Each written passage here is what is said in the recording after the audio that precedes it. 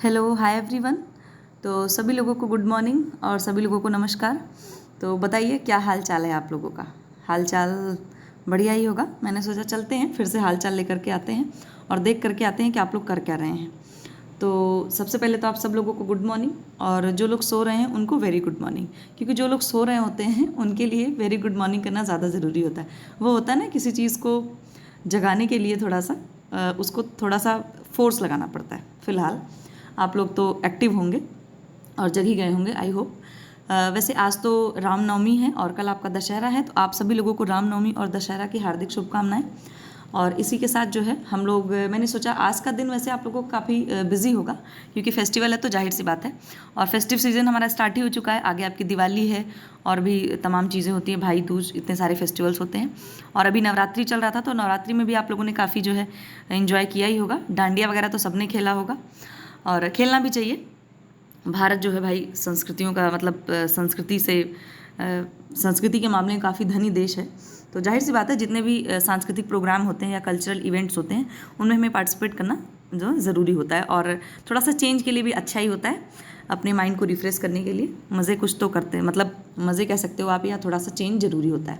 तो चलिए, ये आपको प्रैक्टिस दिखाई दे रही होगी। ये हमारा प्रैक्टिस सेट 7 है। इसके पहले 6 हम लोग कर चुके हैं। उसमें कुछ बहुत छोटे छोटे बहुत बेसिक टाइप के क्वेश्चन हैं, तो अगर आपने नहीं देखा है तो आप देख सकते हैं। और इसमें जो ये वीडियो है आपकी, वो टीजीटी, पीजीटी, एलटीजीआईसी और जो आपका हायर वाला एग्ज़ाम होने वाला है असिस्टेंट प्रोफेसर का, उत्तर प्रदेश, तो उसके लिए भी ये हेल्पफुल है, क्योंकि इसमें जो क्वेश्चन हैं वो थोड़े से मतलब आप कह सकते हो थोड़े स्टैंडर्ड हैं। तो टीजीटी पीजीटी के उससे भी बहुत अच्छा है, और बाकी जितने भी आपके होम साइंस के एग्ज़ाम हैं उनके लिए अच्छा माना जाएगा। और ये जो आपको प्रैक्टिस के नीचे आपको 60 दिखाई दे रहा होगा। 60 का मतलब यहाँ पर ये है कि आज हम लोग पूरे 60 क्वेश्चन हल करेंगे। इसके पहले हम लोग काफ़ी कम ही करते थे, तो अब मैंने सोचा आज थोड़ा सा ज़्यादा करते हैं हम लोग, ठीक है। आप लोग वैसे बिजी होंगे, अभी वीडियो देख पाए ना देख पाए, पर कोई बात नहीं, बाद में तो आप देख ही पाएंगे। तो चलिए फिर, तो सभी लोगों को गुड मॉर्निंग फिर से। और 2 लाइन आप लोगों के लिए है कि कई बार थोड़ी देर के लिए चले जाना बहुत देर के लिए लौट आने की तैयारी के लिए बहुत ज़रूरी होता है। तो यहाँ पर बात ये है सीधी सी, अभी आपको कहाँ चले जाना है, आपको तैयारी करने चले जाना है सॉरी। तो आपको तैयारी करने के लिए चले जाना है, और आपको लौट के, अब जब जाहिर सी बात है जब आप जाएंगे तो तैयारी करके जब अच्छे से आएंगे तो जाहिर सी बात है आपका एग्ज़ाम कैसा होगा, एकदम बिंदास बढ़िया एग्ज़ाम होगा आपका, ठीक है। एग्ज़ाम तो सभी का अच्छा होगा, सभी लोगों को मेरी विशेष हैं और सभी के लिए जो है दुआएं हैं। तो चलिए, बिना किसी देर के हम लोग स्टार्ट करते हैं, क्योंकि वीडियो थोड़ी सी लंबी हो जाएगी, क्योंकि 60 क्वेश्चन करने में थोड़ा सा हमें टाइम लगेगा। तो अगेन आप लोगों को हैप्पी दशहरा और शुभ रामनवमी। तो बिज़ी होंगे, और कल आप लोग दशहरा भी मनाइए, मेला वगैरह घूम आइए जा करके। मेला तो ऐसे बचपन में घूमा करते थे, बट कोई बात नहीं, अपने आपके अंदर का जो बचपन है उसको कोशिश करिए कि वो ज़िंदा रहे, ठीक है, मज़ा आता है। चलिए फिर स्टार्ट करते हैं क्वेश्चन। यहाँ पे मैं बता दूं कि क्वेश्चन के सामने नंबर 1 क्वेश्चन, नंबर 2 क्वेश्चन, ये चीज़ नहीं लिखी हुई है, लेकिन फिर भी मैंने कैलकुलेट कर रखा है। पूरे 60 क्वेश्चन है, तो आप देखना कि आपके कितने सही हो रहे हैं और कितने नहीं सही हो रहे हैं। अगर सही हो रहे हैं तो बहुत अच्छी बात, अगर नहीं भी हो रहे हैं तब भी बहुत अच्छी बात है। आप यहाँ पे क्या करना है आपको, आप यहाँ पे सीखने आए हैं, ठीक है। यहाँ पर कोई अभी वो नहीं हो रहा है, तो आप कोशिश कीजिए कि आप यहाँ पर सीखिए, ठीक है। तो चलिए, सबसे फर्स्ट नंबर का क्वेश्चन है हमारा, 1 सेकेंड। स्वच्छता का अर्थ, the science of safeguarding health है। तो ये जो चीज़ दी गई है, मतलब किसके द्वारा दी गई है, जो आपका ए ऑप्शन है विश्व स्वास्थ्य संगठन मतलब कि WHO, और दूसरा है आपका यूनिसेफ, और सी है आपका अंग्रेजी डिक्शनरी के अनुसार, और लास्ट है आपका उपयुक्त सभी। तो ये जो आपका अर्थ दिया गया है वो दिया गया है अंग्रेजी डिक्शनरी के अनुसार, ठीक है। इसके बाद नेक्स्ट है हमारा पर्यावरण स्वच्छता का नाम बदल करके रखा गया है। तो क्या रखा गया है, विधायक स्वास्थ्य, पर्यावरण का स्वास्थ्य, मानसिक स्वास्थ्य, उपयुक्त सभी। तो ये जो आपका नाम बदल करके रखा गया है उसका नाम रखा गया है क्या, आपका option number B is right, ठीक है। पर्यावरण का स्वास्थ्य, इसका नाम यही रखा गया है। फिर नेक्स्ट क्वेश्चन है हमारा, 1 सेकेंड। व्यक्ति की स्वास्थ्य का संतुलन निर्भर करता है, मतलब जो आप, ये बात क्वेश्चन सिंपल सा है कि जो स्वास्थ्य है वो किस पे निर्भर करता है, मतलब जो स्वास्थ्य का संतुलन है, तो बाह्य वातावरण पर, आंतरिक वातावरण पर, उपयुक्त दोनों पर, उपयुक्त में से कोई भी नहीं। तो जाहिर सी बात है कि बाह्य पर भी करेगा और आंतरिक पर भी करेगा, तो हमारा कौन सा ऑप्शन नंबर सही हो जाएगा, उपयुक्त दोनों पर। नेक्स्ट क्वेश्चन है आध्यात्मिक स्वास्थ्य। आध्यात्मिक स्वास्थ्य का मतलब आपका स्पिरिचुअल हेल्थ से है, ओके। तो यहाँ पर क्या है, पूर्ण स्वास्थ्य, सॉरी ये आपका पूर्ण होगा। इसको क्या किया गया है, मतलब पूर्ण स्वास्थ्य के साथ जोड़ा गया है, पूर्ण स्वास्थ्य के साथ नहीं जोड़ा गया है, या उपयुक्त सभी, या उपयुक्त में से कोई नहीं। तो ये जो आपका स्पिरिचुअल हेल्थ है, इसको हमारे स्वास्थ्य के जितने भी मतलब एस्पेक्ट हैं उनमें से इसको माना जाता है, स्पिरिचुअल हेल्थ भी इंक्लूड किया जाता है, बट इसको क्या करते हैं, पूरे स्वास्थ्य के साथ इसको इंक्लूड नहीं किया गया। तो आपका ऑप्शन नंबर बी करेक्ट हो जाएगा। नेक्स्ट क्वेश्चन है हमारा, नेक्स्ट क्वेश्चन है कि बच्चे की आनुवंशिकता और वातावरण में यह संबंध है। आनुवंशिकता मतलब आपका हेरिडिटी और वातावरण मतलब आपका एनवायरनमेंट। क्या संबंध है बच्चे का इन दोनों में? तो फर्स्ट ऑप्शन है आपका, बच्चा पूरी तरह से आनुवंशिकता से प्रभावित होता है। बच्चा पूरी तरह से वातावरण से प्रभावित होता है। सी है आपका, बच्चा आनुवंशिकता और वातावरण से प्रभावित होता है। डी है आपका, बच्चा अपनी आनुवंशिकता से वातावरण को प्रभावित करता है। तो इसमें जो आपका ऑप्शन होगा वो क्या होगा, ऑप्शन नंबर सी राइट हो जाएगा। ठीक है, क्योंकि जो बच्चा होता है उस पर क्या होता है, जो हेरिडिटी होती है उसका भी जो है प्रभाव पड़ता है, और जो वातावरण है उसका भी प्रभाव पड़ता है। बच्चे का मतलब उसका बैकग्राउंड, उसके जो पूर्वज हैं, उसके पेरेंट्स कैसे हैं, उन सब चीज़ों का भी प्रभाव पड़ता है। और बच्चे को आप कैसा माहौल दे रहे हैं, कैसे एटमॉस्फेयर में आप उसको रख रहे हैं, वो चीज़ भी बच्चे को अच्छी तरीके से प्रभावित करेगी। नेक्स्ट है हमारा कि ये बहुत ही फेमस क्वेश्चन है और बहुत ही ईजी भी क्वेश्चन है। ठीक है, इसको तो आप लोग चुटकी बजा के हल कर लेंगे। किसने कहा है कि बच्चा एक साफ प्लेट की तरह है? ठीक है, साफ प्लेट मतलब कि ब्लैंक स्लेट आप कह सकते हो। तो ब्लैंक स्लेट किसने कहा है? फ्रॉबेल ने, रूसो ने, पेस्टोलॉजी ने और जॉन लॉक ने। तो ये बात किसने कही है आपकी? जॉन लॉक ने कही है। ठीक है, फ्रॉबेल ने क्या दिया था, या फ्रॉबेल ने बच्चों को किस चीज़ की संज्ञा दी थी, ये बात आप मुझे कमेंट सेक्शन में बताएंगे। ठीक है, फिर नेक्स्ट है हमारा कि माँ बाप का बच्चों के पालन करने के तरीके में अभिभावकों के नियंत्रण दिखाने का तरीका है। कहने का मतलब है जो पेरेंट्स हैं वो बच्चों के ऊपर जो बहुत कंट्रोल दिखाते हैं, तो उनमें से कैसा मतलब उनका तरीका है ना। जो आपकी पेरेंटिंग स्टाइल होती है वो 4 तरह की होती है। तो ये जो पेरेंटिंग स्टाइल दी गई ये पूरी 4 तरीके की है आपके यहाँ पर। ठीक है, तो सबसे पहला आपका सत्तावादी बोले तो ऑथोरिटेरियन। बी है आपका प्राधिकारपूर्ण मतलब कि ऑथोरिटेटिव। फिर ये है अनुच्छपाक प्रणाली, इसको शायद इसको बोलते हैं परमिशिव। और ये उपक्षेत्री आपकी जो दी गई है, इसका मुझे एग्जैक्ट याद नहीं आ रहा, एक और है, मैं आपको बता दूंगी बाद में दूसरे वीडियो में। तो फिलहाल यहाँ पे आपको कौन सा है, फर्स्ट है आपका ऑथोरिटेरियन, और ये है आपका ऑथोरिटेटिव, और ये आपका परमिसिव। तो इसमें जब पेरेंट्स आपके बहुत मतलब कंट्रोल दिखाते हैं बच्चे के ऊपर, और उनकी एक्सपेक्टेशन भी बहुत हाई रखते हैं अपने बच्चों से, और कंट्रोल भी बहुत ज़्यादा रहता है, तो ऐसे पेरेंटिंग स्टाइल को हम बोलते हैं सत्तावादी मतलब कि ऑथोरिटेरियन। ओके, फिर नेक्स्ट है हमारा, ये आपका है, एक सेकेंड, ये आपका जो थ्योरी है एल्बर्ट बेंड्यूरा की, उससे ये रिलेटेड क्वेश्चन है। तो इसमें क्या है कि एक सिखाने सीखने की स्थिति में सीखने के लिए विशेष पदों का निम्नलिखित क्रम होता है। जैसे हम कोई चीज़ सीखते हैं तो वो स्टेप बाय स्टेप होती है, तो उसमें कौन सा ऑप्शन सही होगा इसके लिए देखना है हमें। ठीक है, तो मैं इसमें पूरा नहीं पढ़ूंगी, बहुत टाइम वेस्ट होगा आपका। तो इसमें जो आपका सी ऑप्शन है वो राइट है। ठीक है, तो इसको है, देखिए सबसे पहले हम किसी चीज़ को क्या करते हैं, ध्यान लगाते हैं, मतलब ध्यान से उसको देखते हैं। फिर क्या करते हैं, उसकी अनुभूति मतलब कि थोड़ा सा उसको फील करते हैं, देखते हैं। फिर है उसको हम समझने की कोशिश करते हैं। समझने के बाद क्या होता है, उसको हम अपने अंदर बिल्कुल से मतलब आप कह सकते हो उसको अपने अंदर धारण कर लेते हैं। और धारण जब हम किसी चीज़ को पूरी तरीके से धारण कर लेते हैं सबसे लास्ट में, तब जाकर के हमारी क्या होती है, लर्निंग हो जाती है। लर्निंग बोले तो हम उस चीज़ को सीख जाते हैं। ठीक है, इस चीज़ को आप खुद से रिलेट करके देखना। जैसे होता क्या है, जैसे कोई चीज़ हमें मतलब हम सीख रहे हैं, तो सबसे पहले हम क्या करते हैं, उसकी तरफ हमारा ध्यान जाता है, फिर हम उसको फील करते हैं, फिर हम उसको समझने की कोशिश करते हैं। समझने के बाद फिर हम उसको क्या करते हैं, अडॉप्ट कर लेते हैं, मतलब अपने अंदर हम उसको धारण कर लेते हैं। तो फिर जब हम जो चीज़ आप धारण कर लेंगे उसको, फिर जाहिर सी बात है डेफिनेटली फिर आप उसको सीख जाएंगे। ओके, नेक्स्ट क्वेश्चन है, प्रगामी रंग एक कमरे को कैसा अनुभव कराते हैं? प्रगामी रंग का मतलब यहाँ पर शायद यहाँ पर जो है बिल्कुल शुद्ध हिंदी दे रखी है। इसका मतलब है कि जैसे जो लाइट कलर होते हैं, जो हल्के रंग होते हैं, वो एक कमरे को कैसा अनुभव कराते हैं। ठीक है, तो एग्जैक्टली लाइट कलर नहीं होगा, बट इसकी हिंदी बहुत ही वो दे रखी है। बट इसका आंसर जो उन्होंने दे रखा है वो आंसर आपका दिया गया है विशाल। ठीक है, तो जब इस कलर मतलब आप प्रगामी रंग एक कमरे में करेंगे तो वो रूम में आपको कैसा अनुभव होगा, विशाल अनुभव होगा। ठीक है, हालांकि वैसे जो हल्के कलर होते हैं, अगर हम किसी मतलब दीवार पे या किसी रूम में हल्का कलर करते हैं तो वो क्या होता है, थोड़ा सा बड़ा मतलब रूम जो है थोड़ा सा बड़ा दिखाई देता है। अगर छोटा रूम है उसमें आप हल्का कलर करवाते हैं तो थोड़ा हमें रूम जो है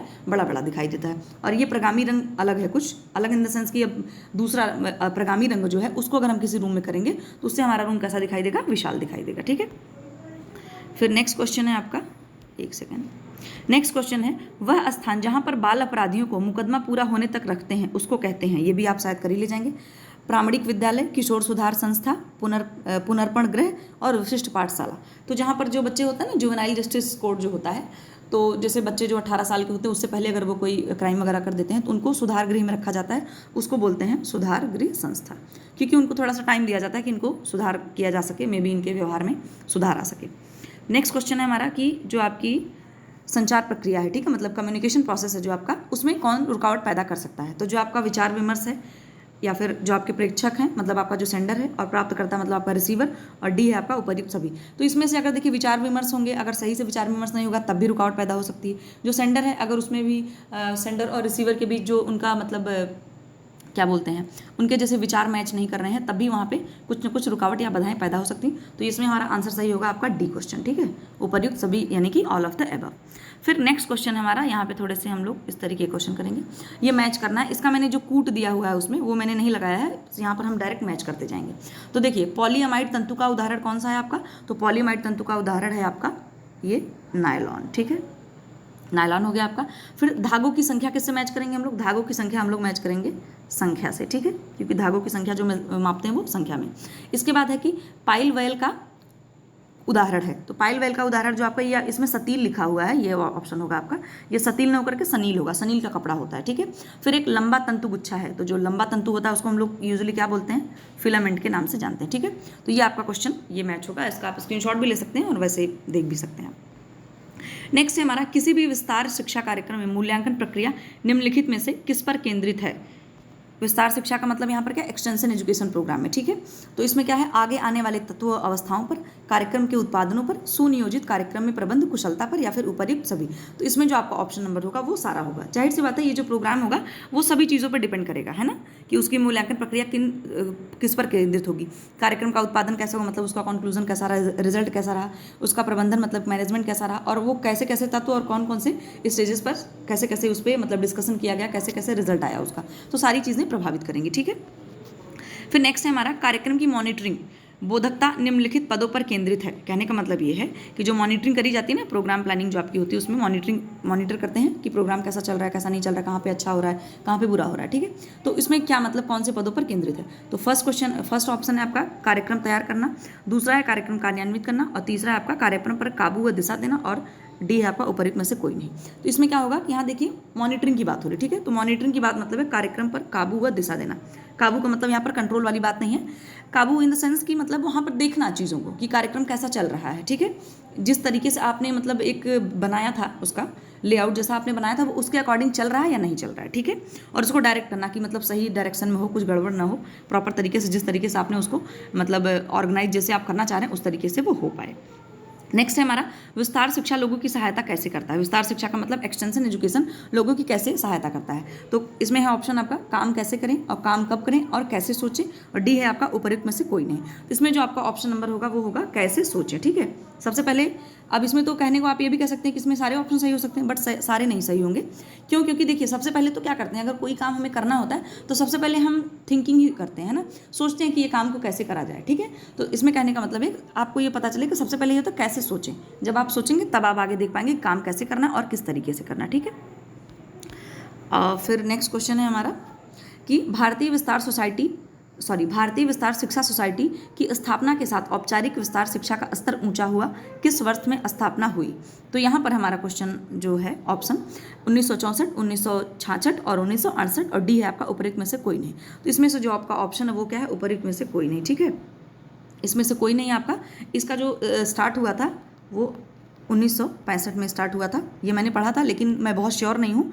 अगर आपको इसमें डाउट लगे तो आप एक बार देख सकते हो और कमेंट सेक्शन में मुझे भी बता सकते हो, लेकिन मुझे जो पता है वो है, मुझे मतलब कि जो है ये 1965 से जो है ये स्टार्ट कर दिया गया था।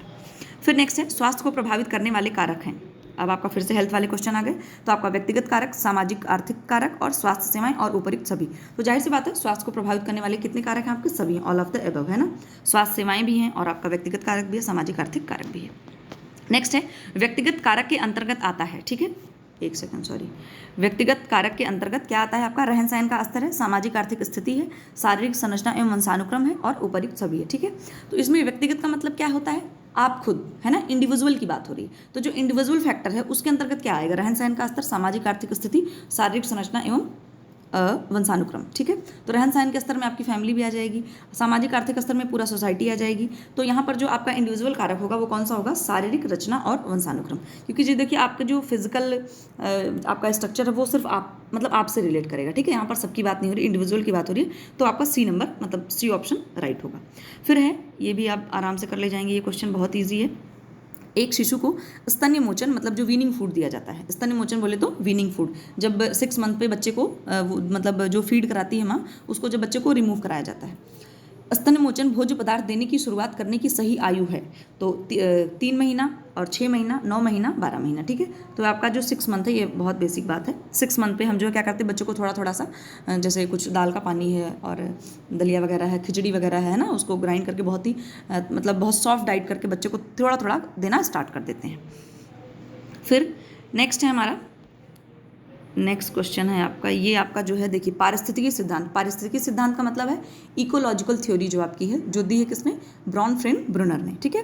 तो ब्राउनफील्ड ब्रूनर के अनुसार इन्होंने स्टेजेस दी थी, उसमें हमें देखना है कि स्टेजेस को हमें सही कार्यक्रम मतलब सही स्टेज में आपको अरेंज करना है इसको।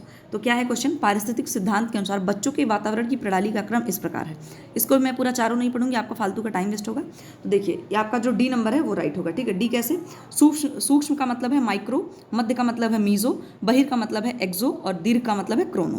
तो इन्होंने कैसे कैसे दिया था, माइक्रो फिर मीज, ये देखिए आपका माइक्रो फिर मीजो फिर आपका एक्सो फिर क्रोनो, ठीक है। तो ये आप मतलब सीरियल इन्होंने दिया था, पूरा क्रम दिया था। इसमें क्या होता है कि बच्चे मतलब अलग अलग वातावरण में अलग अलग चीज़ों से प्रभावित होते हैं, ठीक है। फिर नेक्स्ट है हमारा कि वैज्ञानिक प्रबंधन को, एक सेकंड, वैज्ञानिक प्रबंधन को प्रोत्साहन देने में मुख्य योगदान रहा है किसका, फयोल का, टेलर का, इमर्सन का और या गिलबर्ट का। तो इसमें जो मुख्य योगदान रहा है उनका किसका रहा है, टेलर का रहा है, ठीक है। एक लाइन का क्वेश्चन था आपका। फिर नेक्स्ट हमारा मॉन्टेसरी प्रणाली में इस पर जोर दिया जाता है, जो मॉन्टेसरी प्रणाली होती है आपकी बच्चों को, छोटे बच्चों को करा जाता है, तो उसमें क्या क्या मतलब किन किन चीज़ों पे मतलब ध्यान दिया जाता है या जोर दिया जाता है। तो भाषा सीखने पर मतलब लैंग्वेज सिखाते हैं, सामूहिक पारस्परिक प्रक्रिया मतलब ग्रुप में कुछ इंटरेक्शन कराना, संवेगी अनुभव मतलब कुछ इमोशंस वाले एक्सपीरियंस देना बच्चों को, और बौद्धिक प्रोत्साहन, बौद्धिक प्रोत्साहन मतलब कुछ मतलब उनकी जो इंटेलिजेंस है उस पर कुछ मोटिवेट करना उस तरीके का। तो इसमें जो जोर दिया जाता है वो सभी पर दिया जाता है। तो आपका ऑल ऑफ द अबव सही होगा, इसमें जो चारों चीज़ें हैं उन सारी चीज़ों पर जोर दिया जाता है। नेक्स्ट है हमारा कि मकान की दिशा या स्थापन इस प्रकार हो कि प्राकृतिक तत्वों का अधिक से अधिक लाभ मिल सके, उसको कहते हैं। कहने का मतलब ये है आपका, जो मकान की डायरेक्शन होती है, जो हम घर बनवाते हैं तो उसका डायरेक्शन मतलब किस तरीके से हो कि जिसमें प्राकृतिक तत्वों का मतलब जैसे हवा है, धूप है ना, इन सभी चीज़ों का आपसे अधिक अधिक लाभ मिल सके। तो इस चीज़ को हम क्या कहते हैं, अवस्थान, कक्ष विस्तार, सौर विकिरण और दिशामान। तो देखिए शुद्ध हिंदी बिल्कुल लिख रखी है, लेकिन आपका जो इसमें दे रखा है वो देखिए आपका ऑप्शन नंबर कौन सा होगा, दिशामान, ठीक है। डायरेक्शन देखिए, जब आपके घर की डायरेक्शन सही रहेगी तो सारी चीज़ें आपको प्रॉपर अमाउंट में मिलेंगी। डायरेक्शन सही रहेगा तो धूप सही मात्रा में और सही समय पर धूप आएगी। पता चला सुबह के टाइम देखिए जो धूप आती है धूप घर में वो अच्छी होती है। पता चला आपने घर ऐसी डायरेक्शन बनवा रखा है कि जो दोपहर की धूप है वो सीधे आपके घर के अंदर आ रही है, तो उससे आपको क्या होगा, घर आपका गर्म होगा, गर्म लगेगा। और इसके बाद आपने ऐसा घर बनवा रखा है कि बारिश के टाइम में पूरे बारिश का पानी इस तरीके से आ रहा है, तो इस चीज़ को हम लोग क्या बोलते हैं, दिशामान बोलते हैं। तो दिशा जो होती है मकान की, इन सब चीज़ों को ध्यान में रख करके करना चाहिए। और उसके लिए जो टर्म हम यूज़ कर रहे हैं क्या बुक कर रहे हैं, दिशामान, ठीक है। मतलब कि दिशा को देख करके आपको घर बनाना है, ठीक है। फिर है आपका कार्यकर्ता के बौद्धिक तत्वों में आता है ना, जो कार्यकर्ता होते हैं कार्य करने वाले, तो उनके बौद्धिक तत्वों में क्या क्या आता है, ज्ञान, अनुभूति, प्रवृत्ति एवं रुचि, सोच एवं कुशलता। तो इसमें जो ऑप्शन दे रखा है, इसमें तो मुझे लग रहा था कि हो सकता है ऑल ऑफ द अबव हो, लेकिन इसमें आपका सिर्फ फर्स्ट और थर्ड वाला सही होगा, ठीक है। उनकी जो नॉलेज है और उनका जो एटीट्यूड है, उनका जो इंटरेस्ट है, ठीक है, ये तीनों चीज़ें सही मानी जाएंगी जो बौद्धिक तत्वों में आता है। ओके, नेक्स्ट हमारा बजट बनाने के लिए निम्नलिखित को क्रमवार दें। जो आपका बजट होता है उसको बनाने के लिए कौन कौन से क्रम को हम पहले फॉलो करते हैं, ठीक है। तो देखिए आपका है जो सबसे फर्स्ट नंबर पे होगा उसमें क्या होता है, सूची बनाना, ठीक है। सबसे पहले जाहिर सी बात हम सूची बनाते हैं किसी भी चीज़ की, ठीक है। तो फर्स्ट आपका सूची बनाएंगे, इसके बाद हम क्या करेंगे, अनुमानित वस्तुओं का अनुमान लगाते हैं क्या क्या चीज़ें हमें चाहिए। फिर हम क्या करेंगे, अनुमानित आय को जानना, ठीक है, कितना हमारा पैसा आ रहा है। फिर फोर्थ नंबर पर हम क्या करेंगे, आय और व्यय को बराबर लाना, जो आपका इनकम है और जो आपको खर्च करना है उन सब चीज़ों को हम बराबर में लेकर के आएंगे। तो आपका कौन सा ऑप्शन हो जाएगा, ये आपका 4 3 2 1। तो आपका ये सी नंबर क्वेश्चन आपका सही हो जाएगा, 4 3 2 1, ठीक है। ये जो आपका एलटी का एग्जाम अभी वैकेंसी आई नहीं है, उन एलटी के एग्जाम में ये इस तरह के क्वेश्चन आते हैं, है ना, स्टेप बाय स्टेप लगाने के लिए, तो इसलिए मैंने इसको इंक्लूड कर दिया है। ऐसे छोटे छोटे क्वेश्चंस आते हैं, तो अभी से आप अगर प्रैक्टिस करेंगे तो आपके लिए अच्छा ही रहेगा। नेक्स्ट क्वेश्चन है हमारा, मैचिंग वाला ही है, अरे भाई नेक्स्ट है हमारा, इसको हमें मैच करना है। तो जो प्रभावशाली तत्व हैं उसको आपको सूची 1 से सूची 2 से मिलान करना है आपको, ठीक है। तो प्रभावशाली तत्व क्या है आपके, प्रभावशाली मतलब जो बहुत इफेक्टिव एलिमेंट है वो आपका होगा प्रवृत्ति और रुचि। प्रवृत्ति बोले तो मतलब आप कह सकते हो उनका क्या बोलते हैं, एटीट्यूड कैसा है, और रुचि मतलब आपका उनका इंटरेस्ट कैसा, ठीक है। ये बहुत प्रभावशाली तत्व होते हैं, क्योंकि बोलते हैं ना कि कोई चीज़ में अगर आपका इंटरेस्ट है और आपका जो एटीट्यूड वो पॉजिटिव है, तो आप जिस चीज़ को उसमें डालेंगे वो चीज़ बहुत डेफिनेटली, जाहिर सी बात है, बहुत प्रभावशाली होगी वो। फिर नेक्स्ट हमारा शारीरिक तत्व। तो शारीरिक तत्व मतलब आपका जो फिजिकल एलिमेंट है वो क्या होगा, ऊर्जा होगी, जाहिर सी बात है। बौद्धिक तत्व में आपका क्या आ जाएगा, जाहिर सी बात है, आपकी जो आप जो सोचते हैं, आपकी जो नॉलेज है। और कालगत मतलब यहाँ पर समय से है, क्योंकि काल को हम समय बोलते हैं ना, तो यहाँ पर कालगत तत्व में क्या आ जाएगा, समय आ जाएगा। ठीक है, तो यहाँ पर हम देख लेते हैं फर्स्ट का सेकंड वाला है, मान लीजिए बी में भी मैच कर रहा है, और शारीरिक तत्व में आपका ये, ठीक है, तो आपका सी ऑप्शन से होगा, ए का दूसरा और बी का तीसरा और सी का चौथा और डी का पहला। ओके, नेक्स्ट क्वेश्चन है हमारा, पुष्प सज्जा के लिए फूलों को तोड़ते समय उनकी डंडी तिरछी काटनी चाहिए, और इसमें कारण दे रखा है कि तिरछे कटे हुए फूल की टहनी को अच्छी तरह टिका सकते हैं। तो इसमें पूछ रहा है कि आपका असर्शन और रीजन दे रखा है, तो असर्शन और रीजन में कौन सा सही होगा। ठीक है, तो इसमें जो आपका सही होगा ऑप्शन ये होगा, बोथ आर राइट, मतलब कि सी ऑप्शन आपका सही हो जाएगा, ए और आर दोनों सही दिया हुआ है। ठीक है, फिर नेक्स्ट है हमारा कि व्यक्तिगत निर्णय संयुक्त निर्णय से हमेशा अच्छे होते हैं। व्यक्तिगत निर्णय का मतलब क्या है, इंडिविजुअल डिसीजन जो आप लेते हैं, मतलब आप खुद स्वयं से आप जो डिसीजन लेते हैं वो आपका व्यक्तिगत निर्णय होगा। ठीक है, और संयुक्त निर्णय मतलब जो आपके पूरे घर वाले मिल करके सब लोग लेते हैं, मम्मी पापा भाई बहन रिश्तेदार सब लोग मिल करके जो निर्णय लेते हैं वो आपका संयुक्त निर्णय होगा। इसके बाद ये आपका कथन दे रखा है, ठीक है, और फिर कारण दे रखा है कि व्यक्तिगत निर्णय लेने में कम समय एवं कम परिश्रम लगता है, इस निर्णय की गुणवत्ता भी अच्छी होती है। ठीक है, तो इसमें जो आपका ऑप्शन सही होगा वो आपका होगा सी। कह रहे हैं कि एक सेकेंड, ए सही है और आर जो है थोड़ा सा कम सही है। ऑप्शन इन्होंने ऐसा सही बता रखा है कि जो है व्यक्तिगत निर्णय अच्छे तो होते हैं, लेकिन इन्होंने आर को जो है मतलब जो उसका कारण है उसको थोड़ा सा कम सही बता रखा है। ठीक है, आंशिक सत्य है ये। फिर नेक्स्ट है वार्डरोब शब्द दर्शाता है, ये आपका प्रीवियस ईयर क्वेश्चन है, टीजीटी पीजीटी का फेवरेट है। तो वार्डरोब क्वेश्चन क्या दर्शाता है, ये तो आप बिल्कुल कर लेंगे, कपड़ों की दशा, कपड़ों की गिनती, कपड़ों का संग्रह, कपड़ों की देखभाल। तो जाहिर सी बात है वार्डरोब आपके रूम में होता है, उसमें आप क्या करते हैं, खूब सारे कपड़े हम रखते हैं, और ऐसा तब भी लगता है पूरी वार्डरोब भरी होती है कपड़ों से, फिर भी हमें लगता है कि हमारे पास कपड़े नहीं हैं। गर्ल्स के साथ ज़्यादा ऐसा होता है। फिलहाल नेक्स्ट है हमारा फिर से सूची 1 से सूची 2 को हमें मिलान करना है। ऊपर आपका जो है दे रखा है और नीचे आपके विटामिन हैं और कुछ मतलब विटामिन और मिनरल्स हैं, तो उनकी कमी से, उनकी डिफिशियंसी से क्या होता है हमारे शरीर में, उनकी बात करी जा रही। ठीक है, अब देखते हैं क्या क्या कमी होती है। देखो ये आपका है, इसको यहाँ पर लिखना चाहिए था काइलोचिनिया, लेकिन इन्होंने चलो क्वाइलोनिकिया व हाइपोक्रोमिक आरबीसी। तो ये जो आपकी हाइपोक्रोमिक आरबीसी से किसकी कमी से होता है, ये जाहिर सी बात है आपको जो ये आयरन दे रखा है, तो यहाँ पर आपका यहाँ पर मैं नंबर लिख दे रही हूँ। ठीक है, ये आपका 3 से मैच करेंगे, मतलब आयरन की कमी से ये हाइपोक्रोमिक आरबीसी और क्वाइलोनिचिया वाली प्रॉब्लम होती है। इसके बाद है आपका एंगुलर स्टोमेटाइटिस व चिलोसिस। एक चीज़ मैं यहाँ पे बता दूँ, यहाँ पर ये जो एंगुलर स्टोमेटाइटिस व चिलोसिस है आपका, ये आपको विटामिन B2 मतलब कि राइबोफ्लेविन की कमी से होता है। बट यहाँ ऑप्शन में इन्होंने राइबोफ्लेविन नहीं दे रखा है, इन्होंने थायमिन दे रखा है। तो थायमिन भी आपको पता है, थायमिन क्या है, विटामिन B1 है, तो बी ग्रुप का ही विटामिन है, तो इसलिए हम इसको यहाँ पर एंगुलर स्टोमेटाइटिस व चिलोसिस को किससे मैच करेंगे, थायमिन से मैच करेंगे। ठीक है, इसके बाद है ऑस्टियोपोरोसिस। तो ऑस्टियोपोरोसिस आपका जो होता है वो ऐसे तो विटामिन डी की कमी से भी होता है, लेकिन कैल्शियम की कमी से भी होता है। तो अगर ऑप्शन में आपको कैल्शियम है तो कैल्शियम से मैच करेंगे, और विटामिन डी है तो विटामिन डी से भी मैच करेंगे। ठीक है, तो यहाँ पर आपका 2 वाला ऑप्शन है, मतलब 2 मतलब जो आपका कैल्शियम दे रखा है उससे हम मैच करेंगे। ठीक है, अरे ये आपका सीधे यहाँ पे। इसके बाद आपका दस्त यानी कि डायरिया, मानसिक समस्या यानी कि डिमेंशिया, और त्वचा पर सूजन व लालिमा। ठीक है, तो ये सब जो आपने पढ़ा ही होगा, जो 4D होता है, डायरिया, डिमेंशिया, डर्मेटाइटिस और डेथ। तो ये किसकी कमी से होता है, ये आपका नियासिन की कमी से होता है। और नियासिन आपका क्या है, विटामिन B3 है, और नियासिन की कमी से जो है पेलाग्रा भी होता है। ठीक है, तो ये आपका मैच हो गया। अब नेक्स्ट क्वेश्चन है हमारा कि विश्व स्वास्थ्य संगठन प्रबंध करता है, किसका प्रबंध करता है, एक सेकेंड, हाँ, तो ये प्रशिक्षण का, जनसाधारण की शिक्षा का, माता और शिशुओं का, निरोग व्यक्तियों का। तो ये किसका प्रबंधन करता है, जो माता और शिशु होते हैं, है ना, तो उनका जो है प्रबंधन करता है। हालांकि तो अब ऑप्शन यही दे रखा है, मतलब जो करेक्ट आंसर है। ठीक है, फिर है आपका परिवार नियोजन केंद्र स्थापित किए जाते हैं प्रत्येक नगर में, प्रत्येक ग्राम में, ग्राम तथा नगर दोनों में, केवल सदर अस्पतालों में। तो दोनों जगह भाई किए जाते हैं ना, ग्राम में भी किए जाते, ग्राम मतलब आपका गाँव में भी और नगर मतलब शहरों में भी। फिर नेक्स्ट क्वेश्चन है हमारा कृषि रसायनों से प्रदूषित होती है जल, भूमि, ध्वनि, और डी वाला आपका केवल ए और बी। तो आपका जो कृषि रसायन होते हैं, मतलब जो पेस्टिसाइड्स डाले जाते हैं खेतों में, आपकी जो क्रॉप्स होती हैं उनके अच्छे प्रोडक्शन के लिए, तो वो क्या उससे प्रदूषित होता है, जो डाले जाते हैं उससे आपका जल भी प्रदूषित होता है और आपकी भूमि भी प्रदूषित होती है। तो कौन सा ऑप्शन सही होगा आपका, डी है, जो ए और बी ऑप्शन करेक्ट हो जाएगा। नेक्स्ट है हमारा कि मृतोजीवी सेप्रोफाइट्स कहते हैं, किसे कहते हैं, जो प्राणी अपना भोजन स्वयं बनाते हैं, जो मरे हुए जीव एवं पेड़ पौधों से अपना भोजन बनाते हैं, और सी है आपका ए तथा बी दोनों ही, और डी है आपका उपरिक्त में से कोई नहीं। तो ये ऑप्शन बहुत ही मतलब क्वेश्चन ईजी है। तो जो मरे हुए जीव एवं पेड़ पौधों से अपना भोजन बनाते हैं उनको हम लोग मृतोपजीवी कहते हैं।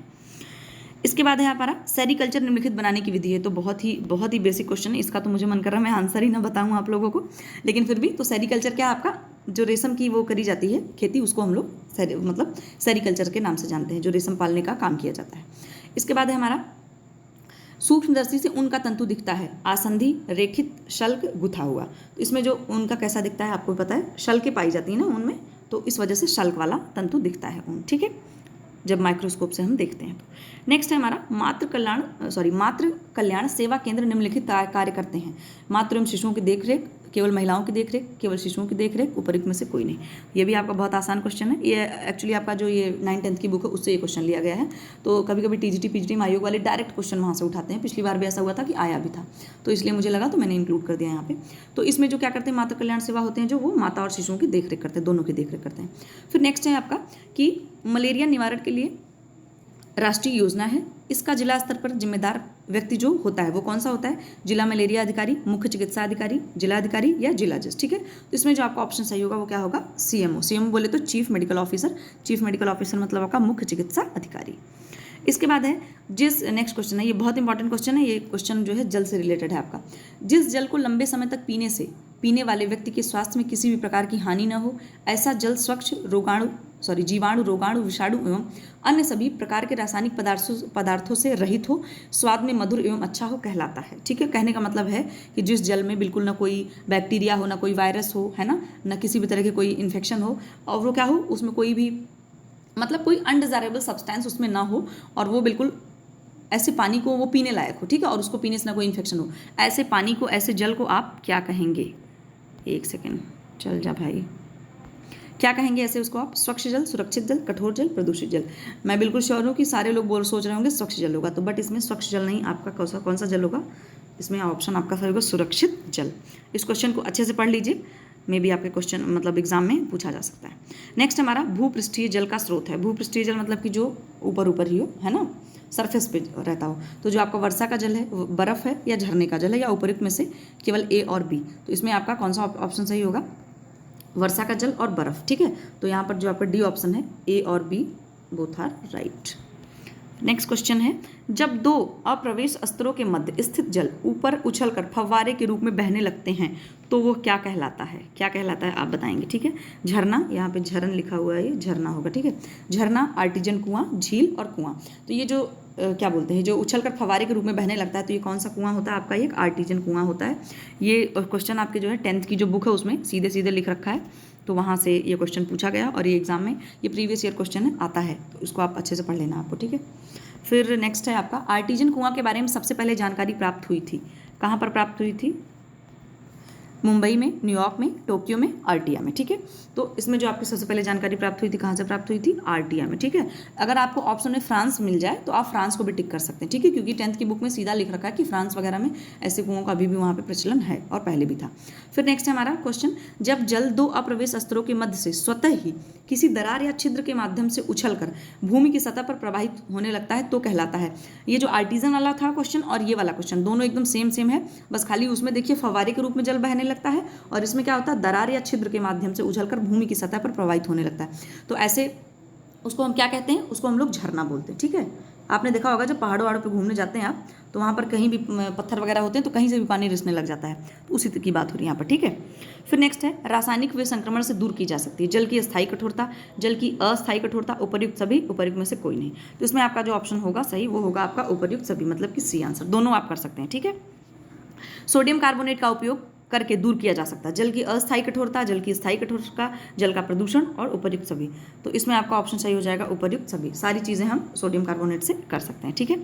फिर है, यह जेली का सामान्य हिस्सा नहीं है, पैक्टिन, अम्ल, शर्करा, फल का गूंदा। तो जेली जब जेली हम बनाते हैं तो उसमें कौन से चीज़ का हिस्सा, मतलब क्या हम नहीं यूज़ करते हैं, तो पैक्टिन भी करते हैं, अम्ल भी यूज़ करते हैं, शर्करा भी यूज़ करते हैं, जो फल का गूदा होता है आपका वो हम नहीं यूज़ करते हैं, ठीक है।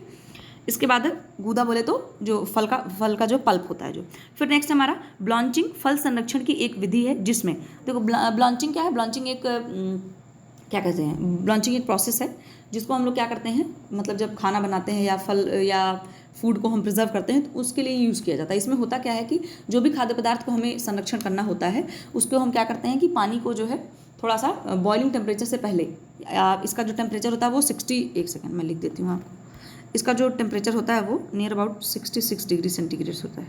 66 से लेकर के मान के चलो आप थोड़ा इससे ऊपर हो सकता है, मतलब ना बहुत बिल्कुल 100 डिग्री सेल्सियस भी नहीं होगा और बहुत कम भी नहीं होगा। पानी को हम लोग इतना गर्म करते हैं और जो भी खाद्य पदार्थ को आपको प्रिजर्व करना है उसमें डाल देते हैं, थोड़ी देर के लिए छोड़ देते हैं, फिर उसको ठंडे पानी से धो करके तब हम फूड को प्रिजर्व करते हैं।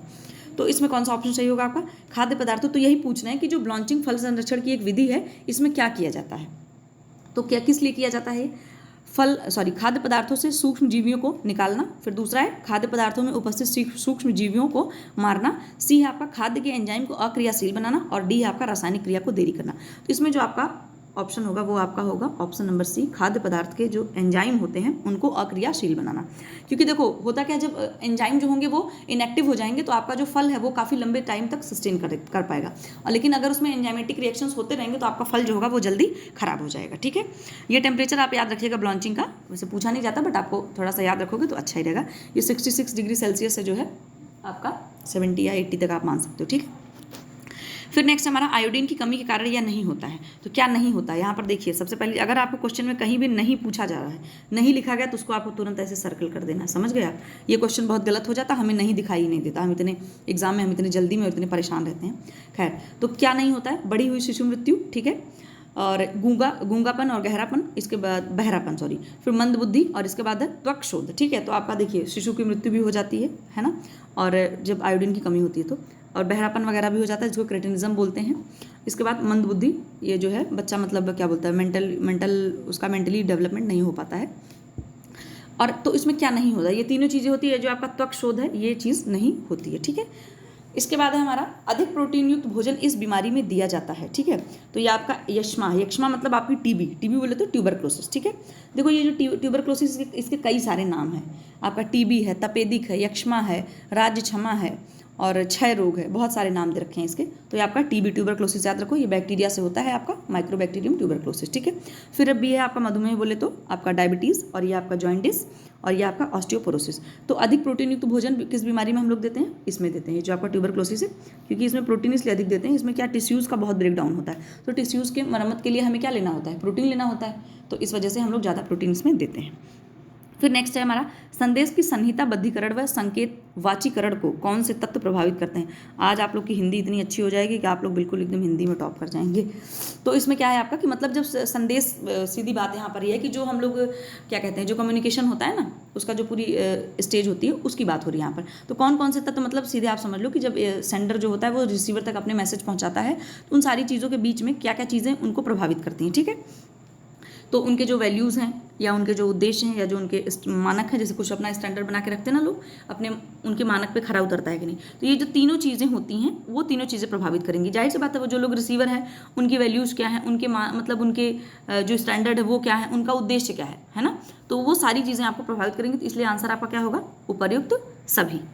फिलहाल मैं कोशिश करूंगी कि मैं इतनी भयानक हिंदी वाले क्वेश्चंस लेकर के ना आऊँ, बट ये क्वेश्चंस मुझे अच्छे लगे और डेफिनेटली आपको एग्जाम में कभी न कभी मिल ही सकते हैं। तो एग्जाम में देखिए, क्योंकि होता नहीं कि आपको कब कहाँ से क्या पूछा जा सके, सो दैट मैं ये ले आई। और अगर आप हिंदी भी है तो आप पढ़ सकते हैं, अगर 2 बार अगर आपने पढ़ लिया और समझ लिया तो जाहिर सी बात है कि आप वहाँ एग्जाम में तो आप गलत नहीं करेंगे। और देखिए प्रैक्टिस क्वेश्चन जो होते हैं, जो हम प्रैक्टिस करते हैं, और प्रीवियस ईयर को जो क्वेश्चंस होते हैं उसी को बेस रख करके आप अपनी तैयारी कीजिए। ठीक है, ये आपके लिए बहुत बड़ा एक मतलब बहुत हेल्पफुल होगा आपके लिए, अगर आप प्रीवियस ईयर और प्रैक्टिस सेट को तो भले आप बेस मत दें, लेकिन प्रीवियस ईयर पेपर्स को आप बिल्कुल बेस बनाइए, अपनी तैयारी का बिल्कुल बेस बनाइए इसको, जो प्रीवियस ईयर पेपर है।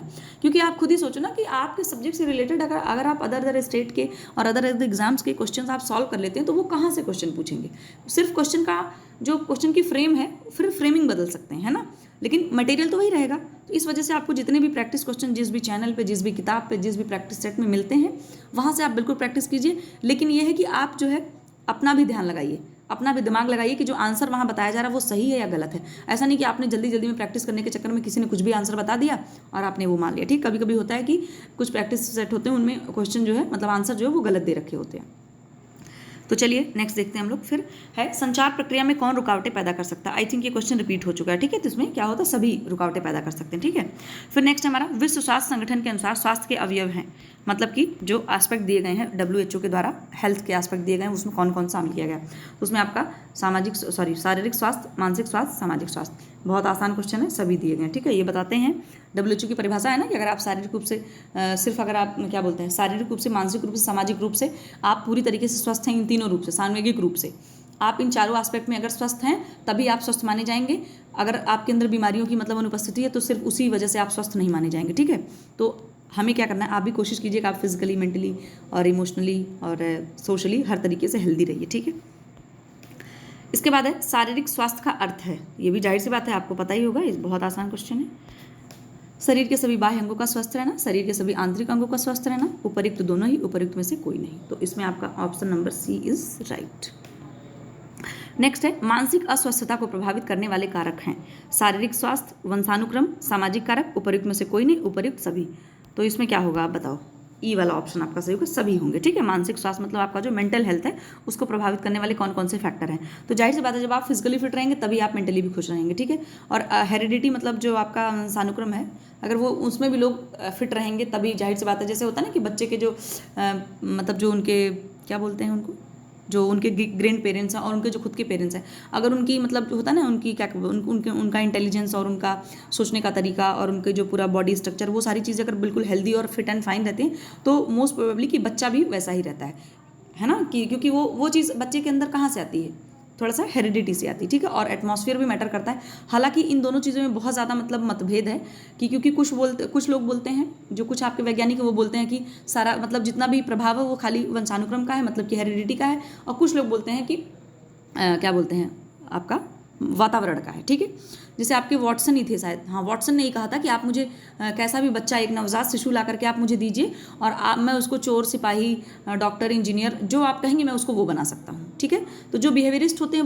वो वातावरण को ज़्यादा मानते हैं, और जो आपके जैसे मतलब जो कंस्ट्रक्टिविस्ट होते हैं वो लोग दोनों चीज़ों को मानते हैं। तो ये इन सब चीज़ों में काफ़ी वेरी करता है। फिलहाल आपको ये समझना है, आपको क्वेश्चन सही करना है, आपको यहाँ पर अभी ज़्यादा डीप नहीं जाना है।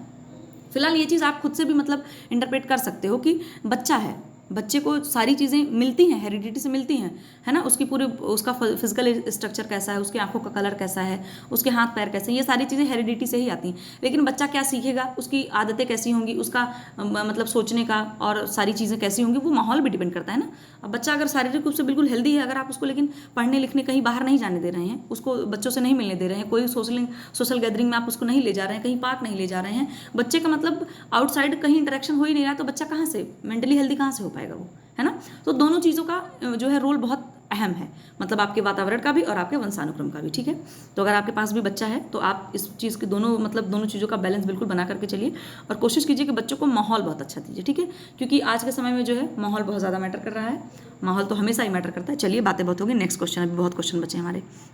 फिर नेक्स्ट है हमारा कि सुस्वास्थ्य का उत्तरदायित्व है व्यक्ति पर, परिवार पर, राष्ट्र पर, सभी पर। तो जाहिर सी बात है सभी पर है। जब सब लोग ध्यान देंगे, व्यक्ति भी खुद का भी ध्यान देगा, परिवार भी उनका ध्यान देगा, राष्ट्र पर भी ध्यान देगा, तो जो है मतलब वो किस में हो जाएगा, उपयुक्त सभी पर। ठीक है, फिर नेक्स्ट है हमारा स्वस्थ शरीर या मन की अवस्था जिसमें कार्य अधिक कुशलता एवं सर्वोत्तम प्रकार से हो सके। स्वास्थ्य को परिभाषित किया गया है, मतलब किसने किया है ये परिभाषा, जो किसने दी है, J.F. विलियम ने, ऑक्सफोर्ड अंग्रेजी डिक्शनरी ने, विश्व स्वास्थ्य संगठन ने, या वेबस्टर ने। तो ये जो आपकी परिभाषित किया गया वो किसने दे रखा है, आपका ऑक्सफोर्ड अंग्रेजी डिक्शनरी ने। ओके, WHO की परिभाषा आप जानते ही हैं, तो एक बार फिर से रिवाइज कर लीजिएगा। फिर नेक्स्ट है हमारा कि नारकोटिक्स का सेवन करने वाले को हो जाता है, जो नारकोटिक्स का सेवन करते हैं उनको क्या हो जाता है, उनको शारीरिक रोग होता है कि मानसिक रोग होता है, उपयुक्त दोनों होता है, इन्हीं में से कोई नहीं। तो जो नारकोटिक्स होते हैं ये लोग जो मतलब वो क्या बोलते हैं, जो बहुत सारे अफीम वगैरह का सेवन वगैरह कर लेते हैं तो उनको मानसिक रोग हो जाता है। ठीक है, आध्यात्मिक स्वास्थ्य का संबंध है। आध्यात्मिक मतलब अभी मैंने आपको बताया स्पिरिचुअल हेल्थ, शुद्ध मन या आत्मा से, शरीर से, परिवार पर, वंशानुक्रम से। तो इसका जो संबंध है आपके मन और आत्मा से। आपका मन कैसा है, आप लोगों के लिए कैसा सोचते हैं, कैसा मतलब फील करते हैं, है ना, इस तरीके की चीज़ें आपकी जो है आध्यात्मिक, आपके आध्यात्म से जुड़ी हुई होती हैं। ठीक है, फिर नेक्स्ट है स्वास्थ्य प्राप्ति का लक्ष्य है परिवार के लिए, व्यक्ति विशेष के लिए, समाज के लिए, संपूर्ण व्यक्ति के लिए, तो संपूर्ण विश्व के लिए। तो आपका जाहिर सी बात है संपूर्ण विश्व के लिए जो है लक्ष्य है भाई कि हर एक व्यक्ति जो है स्वस्थ हो और स्वास्थ्य प्राप्त, मतलब उसको अच्छा स्वास्थ्य प्राप्त हो। नेक्स्ट है हमारा, आई थिंक ये नेक्स्ट और लास्ट है, तो ये क्वेश्चन आपका है स्वच्छ हवा कमरे में प्रवेश करती है रोशनदान से, नीची खिड़कियों से, खिड़कियों तथा रोशनदान से, केवल कूलर से। तो अब आप सोचेंगे कि कौन सा आंसर इसका होगा? इसका आंसर होगा आपका नीची खिड़कियों से, ठीक है, रोशनदान नहीं होगा इसका आंसर। इसका आंसर होगा नीची खिड़कियों से, क्योंकि आपने देखो ये पढ़ा ही होगा कि जो अशुद्ध हवा होती है, अशुद्ध वायु होती है, वो ऊपर की तरफ उठती है और ऊपर की तरफ जो रोशनदान और खिड़कियाँ लगी होती हैं ऊपर, उसकी तरफ से हवा बाहर चली जाती है। तो जाहिर सी बात है जो स्वच्छ हवा आएगी वो कमरे में जो नीचे खिड़कियाँ लगी होती हैं उससे स्वच्छ हवा आएगी आपकी, ठीक है। तो चलिए, ये हमारे पूरे जो है आपके कितने क्वेश्चन थे? ये हमारे पूरे थे 60 क्वेश्चन, और ये होता है आपका ख़त्म 60 क्वेश्चन आपके। अब चलिए, जितनी देर की भी वीडियो थी आपने सुना देखा, उसके लिए आपको बहुत बहुत धन्यवाद। और अगेन आप लोगों को जो है हैप्पी दशहरा, हैप्पी रामनवमी, और क्या बोलते हैं, हैप्पी हॉलीडेज़। छुट्टियां चल रही होंगी ना 1-2 दिन की, आप लोगों की भी अच्छे से पढ़ाई कीजिए। और दूसरी चीज़ एक और मैं बताऊं, अगर कोई भी क्वेश्चन का आंसर आपको इसमें गलत लगता है या आपने कहीं और पढ़ा है, या हो सकता है बोलते बोलते मैंने ही गलत बता दिया हो, तो उसके लिए आपको कोई इशू नहीं बनाना है ना, इशू क्रिएट करना है, क्योंकि गलतियां सबसे होती हैं। और हम यहाँ क्या कर रहे हैं, हम यहाँ PhD तो करने नहीं आए, हम यहाँ पर सीखने आए हैं। हालांकि मैंने पूरी कोशिश करी कि आपको जितने भी आंसर मैंने बताए वो सब बिल्कुल ऑथेंटिकेट आंसर हैं, मतलब ऑथेंटिक है बिल्कुल, कोई भी कहीं से गलत नहीं है। और अगर बाय द वे कहीं से गलत हो गया हो तो उसके लिए सॉरी, और आप सॉरी की बात नहीं है, आप उसका सही आंसर कमेंट सेक्शन में बताएंगे, ठीक है। और फ्रॉबल के बारे में पूछा गया है मैंने, उसमें भी उसको भी आप कमेंट सेक्शन में बताएंगे कि फ्रॉबल ने कौन सी प्रणाली दी है, या फ्रॉबल ने बच्चों को क्या कहा है, थोड़ा सा आंसर कीजिएगा। और ये भी बताइएगा कि आपके क्वेश्चन कितने सही हुए, क्वेश्चन कैसे थे ये भी बताइएगा। अगर आपको क्वेश्चन अच्छे लगेंगे तो ये, वैसे तो ये सीरीज चलती रहेगी, लेकिन मैं कोशिश करूंगी अगर आपको अच्छा लगता है तो इस तरीके से। और ये भी बताइएगा कि ये जो थोड़ी सी वीडियो लंबी हो गई, ये लंबी वीडियो ठीक है आपके प्रैक्टिस के लिए कि छोटी छोटी वीडियोस ठीक है? जैसे हम पहले सॉल्व कर रहे थे 25 मिनट, 23 मिनट, 20 मिनट, वो बताइएगा, उसी हिसाब से किया जाएगा, ठीक है। अगर मान लीजिए वीडियो थोड़ी लंबी हो गई होगी, बोरिंग लगी होगी, तो 60 की जगह फिर हम 30 क्वेश्चन करेंगे, ठीक है। तो चलिए फिर मिलते हैं हम लोग फिर से नेक्स्ट वीडियो में। आप लोग अपना ध्यान रखिए और मज़े करिए, आराम से छुट्टी मनाइए, मेला घूमिए, मेले में जाके बढ़िया जलेबी कचौड़ी और ये सब खाइए बढ़िया। लेकिन फिर भी आपको ध्यान रखना है, और इस टाइम जो है वायरल वगैरह भी थोड़ा चल रहा है, तो मेले में कोई ऐसी भी चीज़ आपको नहीं खानी है जिससे आपको जो है तबीयत ख़राब हो सके। और आपकी तबीयत ख़राब होगी तो क्या प्रभावित होगा? आपकी पढ़ाई, और पढ़ाई को आपको किसी भी तरीके से प्रभावित नहीं करना है, ओके। तो चलिए फिर, बहुत बात हो गई, अब मैं रखती हूँ, और आप लोग जो है एंजॉय कीजिए, वीडियो देखिए और बताइएगा ज़रूर कैसे रहे क्वेश्चन, कैसे रही वीडियो। और मिलते हैं हम लोग फिर से नेक्स्ट वीडियो में नेक्स्ट टॉपिक के साथ। तब तक के लिए आपको बाबा मतलब tata bye bye, take care, और सभी को गुड डे।